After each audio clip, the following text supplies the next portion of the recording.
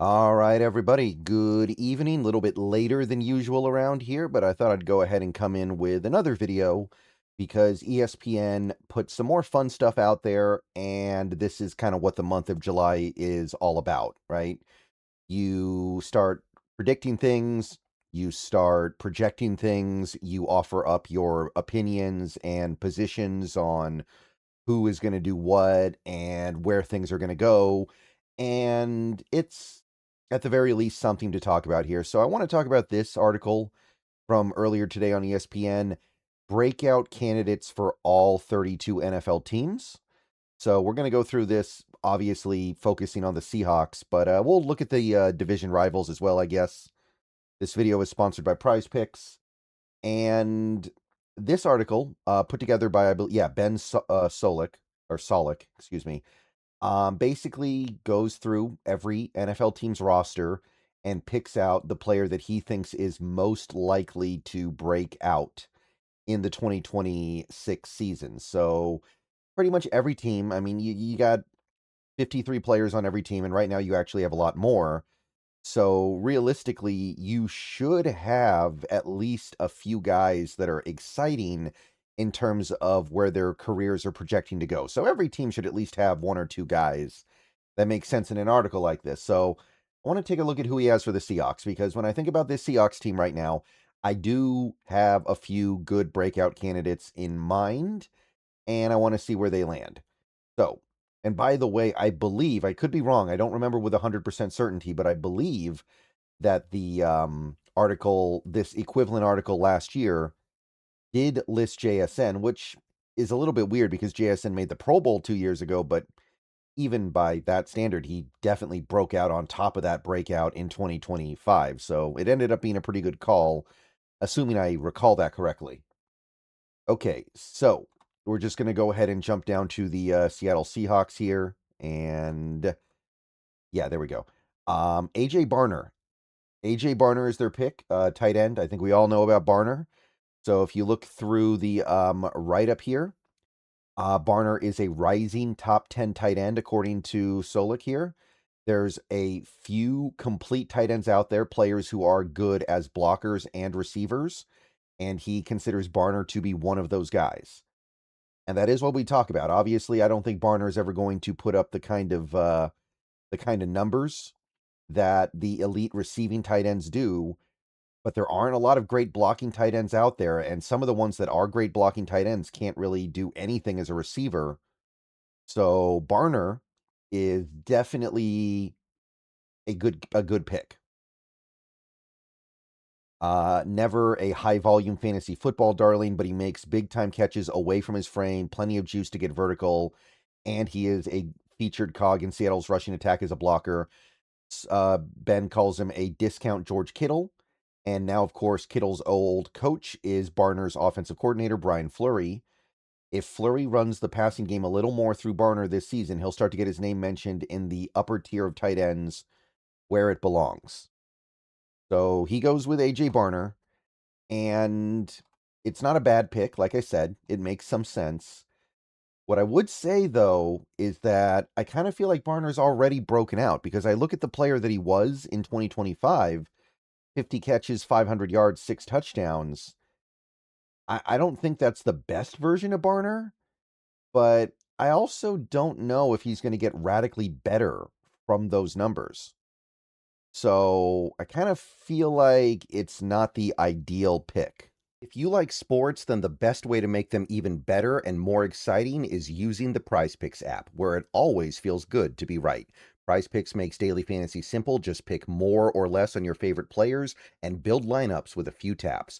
Whatever sport you're into, and obviously we are now firmly into the NFL offseason, so we're all about baseball. We got some basketball, we got some hockey, whatever it is you like. Prize Picks gives you a fun way to stay locked in while you're watching. Definitely make sure to use the promo code HMA. Prize Picks is hooking up users with $50 in lineups after you play your first $5 lineup. If you use that promo code, that is HMA. I've had a great time on Prize Picks so far, so definitely get on over to it, check it out, and make sure to get your lineups. And don't forget about Team Picks, where you can pick winners, spreads, and totals on any major game. So Download the app now, use HMA, and get on over to Prize Picks, where it always feels good to be right. And remember, always gamble responsibly. I do think AJ Barner will be a better player this year. I mean, it would be kind of weird if a guy who's only 24 years old wouldn't improve from the year in which he was 23. So I do think Barner will be a bit of a better player. I don't know how much that shows up, though, because he did get the ball a pretty good amount in 2025. So how much better can you get than this? Obviously, you can get better, but this is a run-first offense that has JSN and now a fully integrated Rashid Shaheed in it. So there's only one football, and while the Seahawks do use their tight ends a lot, we've got another tight end on this team that is probably going to get a bigger role this year in Elijah Arroyo, so it doesn't totally match up. And when you do the math on it, I don't think there's a lot of room for Barner to go up. I don't see him becoming an 850, 950, or even 1,000-yard receiver, because there just isn't going to be an opportunity there, because that's just not the way this offense is going to work. I think that we got a lot going for us as the one and the two receivers, because I think Shaheed's going to bring a lot of good things to the table here, and JSN's obviously a superstar. And again, like, honestly, I think you could make an argument that Elijah Arroyo, as much as I'm not a huge fan of Arroyo's game, would make more sense on a list like this than Barner, because to me, Barner's already kind of arrived. So I don't know if this is the right pick. Like, I look at this depth chart, and I'm very happy with Barner. I'm very happy with what he's providing right now. I just don't think that he's going to have some Pro Bowl caliber year, because that's not the circumstances of this team. Mostly because of Arroyo, right? Obviously, we're going to be a tight end heavy team, but some of those targets are going to go to Arroyo. He can do some things as a pass catcher that Barner cannot. So when I think about breakout candidate for the Seahawks, when I look at this article, look at the premise, and try to figure out what I think it should have been, I'm a little bit more in the Riley Mills category, I think, because Riley Mills, the issue there might just be he won't get enough snaps, but he barely played any football last year, still did a couple of things, and then obviously had the awesome play in the Super Bowl. And this team has showed in 2025, and I'm sure it's going to be the case in 2026, they want to make sure their guys have stuff left to give in the postseason. They don't want to exhaust anybody in the regular season if they can avoid it. So you've got a 30-plus-year-old guy in Leonard Williams and another 30-plus-year-old guy in Jaron Reed.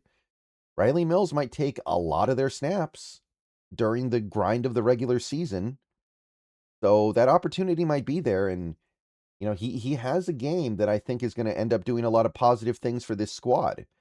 So to me, Riley Mills is actually the pick. I think that's a guy who, after basically doing nothing last year, is going to give you like 4 to 5 sacks from the interior and some pretty good gap shooting play against the run in general.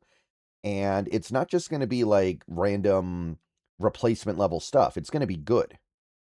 So that would have been my pick.